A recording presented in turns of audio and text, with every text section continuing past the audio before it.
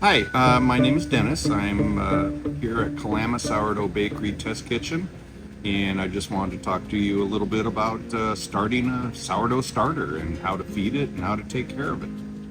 So this is going to be just one way of doing a starter.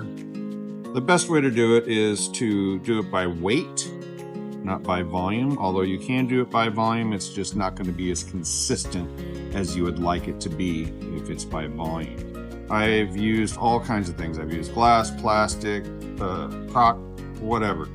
I haven't really seen a big difference. It's really, up to the individual, whatever it is they want to use or have handy. But to start a starter, we're just going to go with a simple ratio of 1 to 1 to 1. So that's 1 part water, 1 part flour, and that's it. That will be your starter.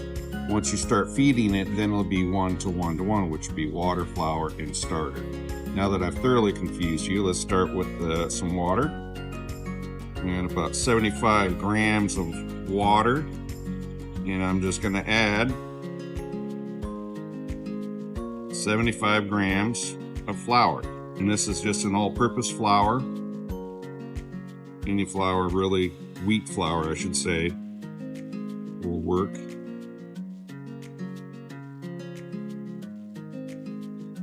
And I'm just going to take a kitchen knife and just stir it up. You want to get all your flour wet, kind of scrape down to the sides.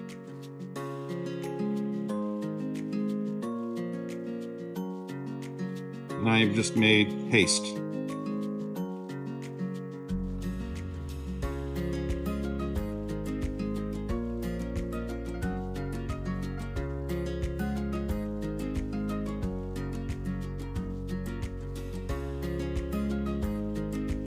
You just started a starter. You want to leave that sitting on the counter. And I'm just going to take a regular lid and I'm just going to set it on there just to keep anything from getting into it.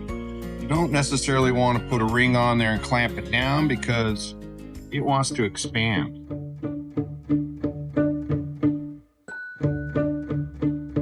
You could feed it twice a day, once in the morning, once in the evening, or you can feed it once a day. It just depends on your timeline.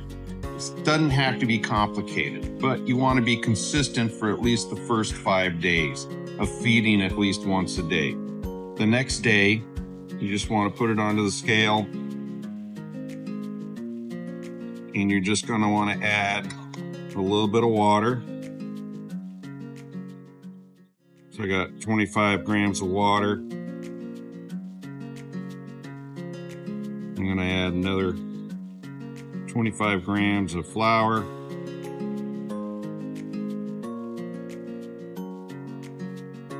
And mixy. And you'll keep doing that for at least 3 days, 4 days. On the 5th day, what you're going to want to do is take out some of your starter.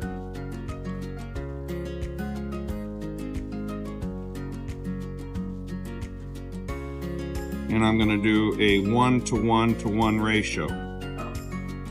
So I got 1 part starter,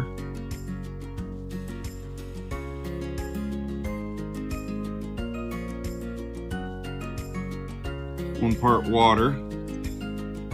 I'm going to want to take and break that up.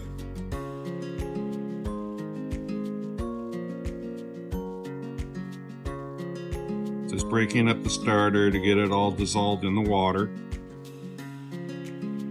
Now I'm going to want to add the 1 part of flour.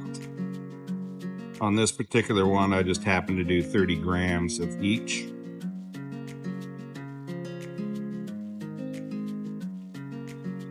And you just do, again, a mixy.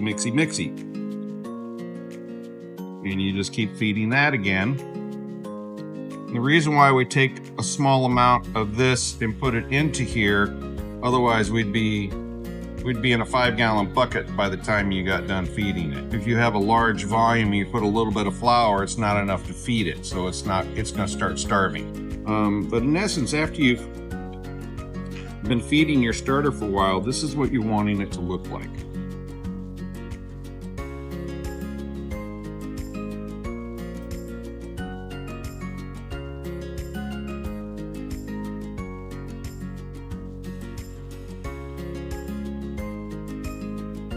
It's a very happy starter. This particular one was fed yesterday around 10 o'clock in the morning.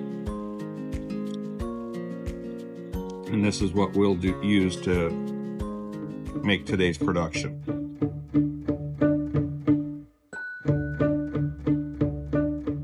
As it starts to age without being feeding, it'll start to relax and get a little bit more soupy. And there's nothing wrong with it. A starter that's a couple of days old will have a lot of richness to it. It'll have a lot of tang to it. It may not necessarily have the leavening power to increase a large volume on a loaf, but that's where you could just put a little spike of yeast into it. If you're wanting to have it just strictly as a sourdough with no yeast, but just the water, flour, salt, and starter, then your timing has to be a little bit more diligent. You know, if you have a starter that's just kind of sloughing and it's not really overly happy, or it's you need it to move a little faster, feed a little bit of rye flour, so it gets very happy with that. If it's nice and stretchy, it's happy. If it's not so stretchy, it's still happy. It's just not going to be as happy in the bread when you make it, but the flavor is outstanding. Now, if you have a starter that you've stored in the refrigerator and it has this liquid down there inside of it, don't throw it away. Don't pour it off.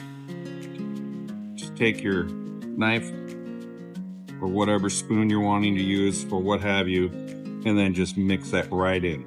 Just mix it right back in. Some people call that hooch because it'll have an alcohol smell to it. There's nothing wrong with it. It's just where the starter had separated out. Again, this is Dennis with Kalama Sourdough Bakery. I just wanted to thank you for taking the time to watching the video, and I hope you learned something from it. If not, come back and maybe we'll get it right the second time.